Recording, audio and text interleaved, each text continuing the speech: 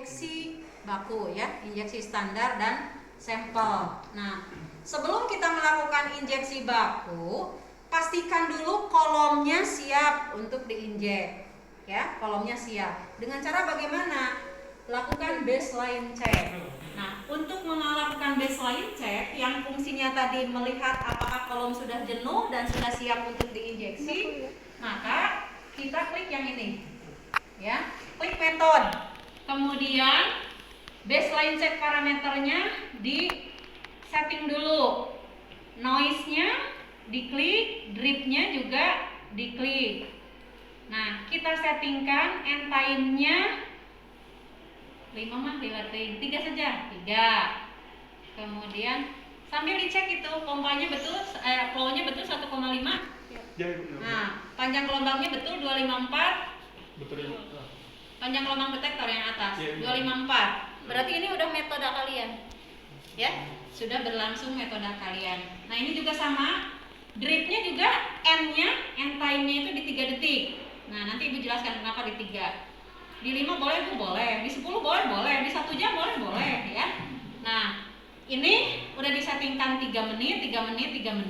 Oke. Nah, kalau sudah tadi kan kita mau ngecek nih, apakah kolomnya sudah ready untuk diinjek atau belum? Nah, apakah kolomnya sudah jenuh atau belum? Nah, caranya lakukan baseline check dengan mengklik yang ini nih, tanda checklist ini, ya. Klik checklist. Oke. Nah, kita akan lakukan baseline check nih. Nah, tunggu sampai 3 menit. Kan tadi sudah disetting sama Ibu end time-nya 3 menit tuh untuk baseline check-nya. Nah, nanti kalau resultnya, hasilnya sudah pas, maka berarti kolom tersebut sudah siap untuk diinjek. Tapi kalau resultnya, hasilnya masih fail, maka kalian harus lakukan baseline check lagi. Diklik lagi yang ini, ya, yang ini diklik lagi. Klik, kemudian nanti seperti ini, tunggu 3 menit. Kalau hasilnya ternyata masih fail, baseline check lagi, 3 menit lagi berarti, tunggu. Nah, kenapa sama Ibu disettingkan 3 menit? Lamun 5 menit belum pas, berarti kudu di baseline check lagi, 5 menit lagi nunggu kalian lama. Bayangkan kalau 1 jam nunggu belum pas, berarti kalian harus nunggu lagi 1 jam. Ya, habis waktunya.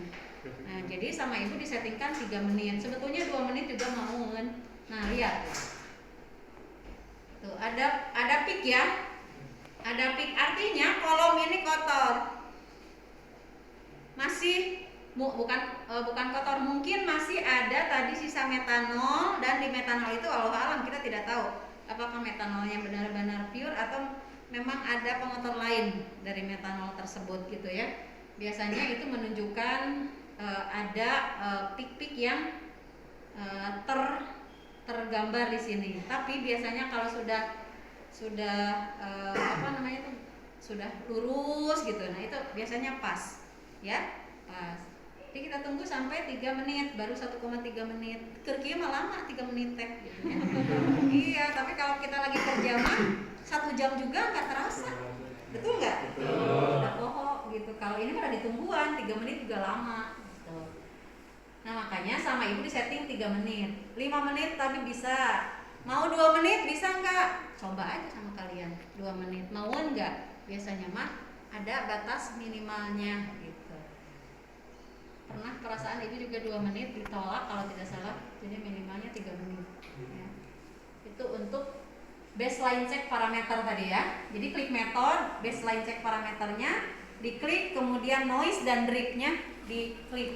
Kemudian end time-nya diganti menjadi 3 semuanya.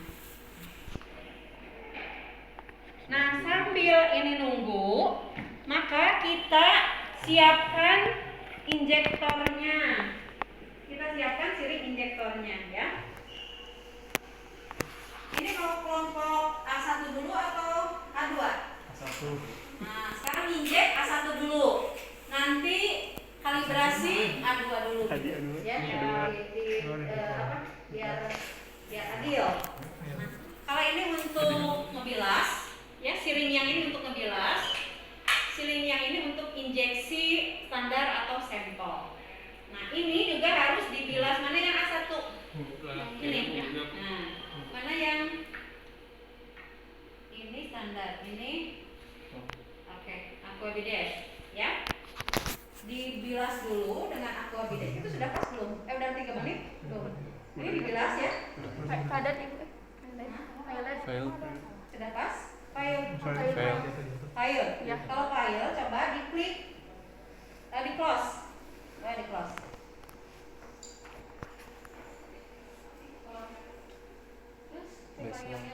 Baseline lagi, diklik yang tanda checklist. Nah. Udah. Tunggu lagi, berarti 3 menit. Bukan, coba bayangkan di setting saja. Ini dibilas 3 kali dengan aquabides. Membilasnya biasa aja, tapi nanti kalau mau nginjek ya, bilas dengan aquabides dan bilas dengan, kita mau standar dulu ya. Injeknya standar dulu. Ini dibilas juga dengan standar. Nah, kalau ngebilas mah boleh lah seperti tadi ya, asal kebilas sampai 100 aja. Ini kapasitas siling ini 100 mikroliter. Ya, kapasitas kolom bisa memisahkan hanya 20 mikroliter. Di sini ada ininya, skalanya. 20 mikroliter. Yang akan masuk ke dalam kolom itu hanya 20 mikroliter saja. Ya. Jadi ini penampungnya gede teuing. Ini 5 tahun juga nggak bakalan ada yang netes karena hanya 20 mikroliter ya. Lagian ini pasak geraknya dan pelarutnya juga alkohol mudah menguap ya. Jadi di perjalanan juga 20 mikroliter mungkin netes gitu ya.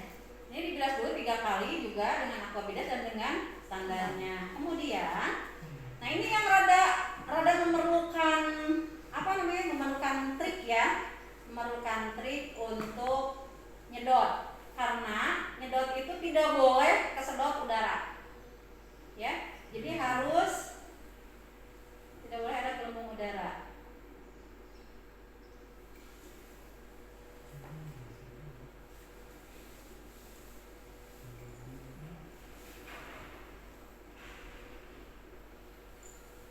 Kita lihat dulu nih, kita cek dulu.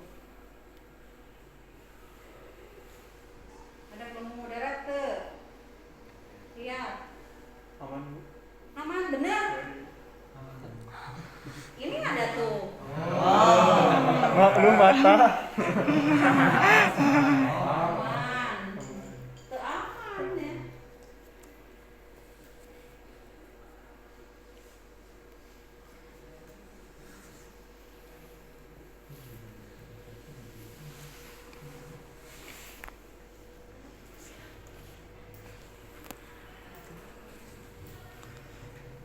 Ada di ujung.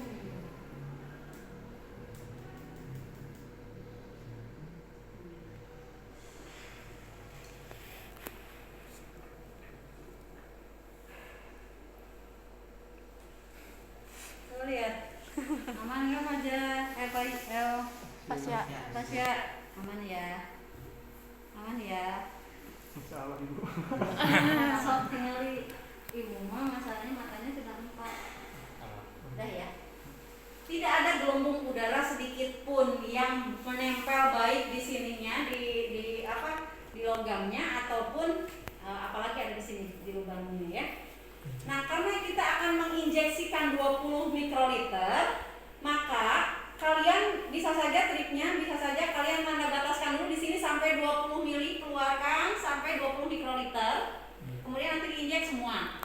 Bisa seperti itu, atau kalian tanda bataskan misalkan ini 100, ini lepas ini sama ini tanda bataskan 80. Kemudian nanti diinjek minimal 2 kali kapasitas kolom. Jadi kalau kapasitas kolomnya 20 mikroliter, maka kita menginjek minimal 40 mikroliter. Yang harus diinjekkan itu 40. Bu, kalau 60 boleh Bu, boleh. Tapi nanti yang akan masuk tetap hanya 20 gitu. Ya. Kenapa disettingkan 2 kali kapasitas kolom? Takutnya ya di perjalanan itu di perjalanan sampai kolom itu tidak nyampe 200 mikroliter. Jadi harus dilebihkan, ya. Oke, kita mau settingkan di 40 dulu ya. Berarti tanda bataskan di sini.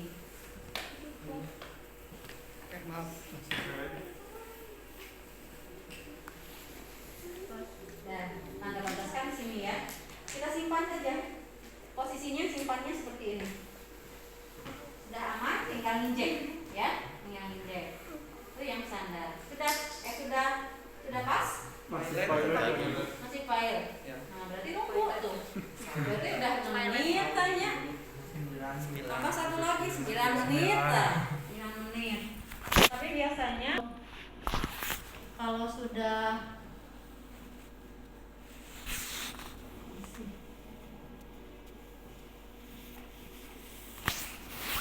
seperti itu, apa namanya tuh, rada lutluk kalau HPLC mah dengan kapasitas kolom yang 20 mikroliter harus ekstra hati-hati kita bekerja dengan HPLC ya. Belum lagi nanti GC lebih kecil lagi kolomnya ya, lebih kecil lagi, dan menggunakan termostat.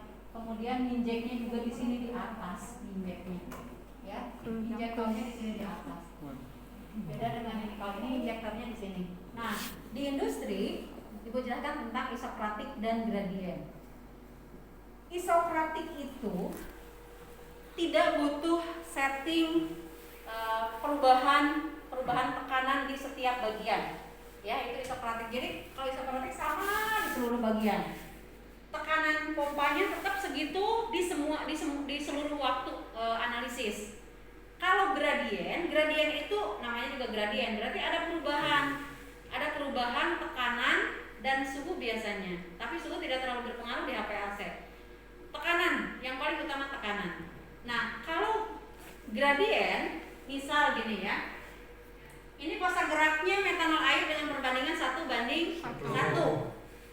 Kalau cirinya, kalau isokratik itu kita mencampurkan metanol dengan airnya di luar sistem kromatograf. Di luar kan tadi kayak bikin di luar, kemudian disaring dan sebagainya, baru masukin ke sini, dan kapilernya hanya satu, masuk ke sini. Itu itu isokratik. Kalau gradien itu biasanya ininya 2, kapilernya 2. Yang satu masuk ke bagian metanol, yang satu masuk ke bagian aquabides. Kemudian nanti berkumpul di dalam. Disetting di sana. Metanolnya 1, airnya 1. Disetting di sana kalau gradien. Kemudian di tiap bagian tekanan untuk metanol sekian, tekanan untuk air sekian. Ya. Floret untuk metanol sekian, floret untuk airnya sekian. Nanti ketika bergabung dikombin jadi jadi floret totalnya sekian. Itu disetting di sini. Kalau tadi kita kan tidak men-setting itu. Ya. Karena isokratik tadi, kalau isokratik kan di semua bagian tetap sama. Iso itu kan sama ya. Di semua bagian tekanannya sama. Di semua waktu analisis tekanannya sama gitu ya. Nah, itu isokratik flow. Jadi ada isokratik, ada gradient flow ya. Dan sudah pas? Belum Ibu, belum ada. Nah, sebentar lagi mudah-mudahan pas ya. Kalau sudah pas,